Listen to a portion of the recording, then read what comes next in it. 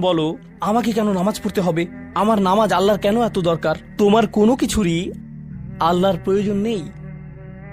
এই নামাজ কোনোভাবেই তার উপকারে নয়।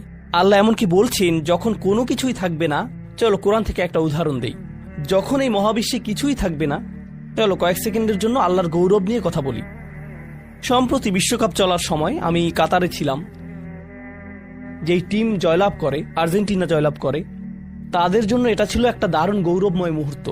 সবাই তাদেরকে নিয়ে আনন্দ উৎসবে মুখর। কল্পনা করো, খেলোয়াড়টাকে নিয়ে উৎসব চলছে, কিন্তু কোনো দর্শক নেই, কোনো ক্যামেরা নেই, কোনো স্টেডিয়াম নেই, কিচ্ছু নেই। একটা লোক একা একা একটি দ্বীপে বাস করে। সে ফুটবলটাতে লাথি দিয়ে একটা গোল করে ফেলল আর বলে উঠল, ইয়ে, আমি সেরা। কিন্তু কেউ তো সেখানে নেই। এমন ঘটনার কথা শুনলে মনে করবে লোকটি পাগল হয়ে গেছে, তাই না? গৌরব পেতে হলে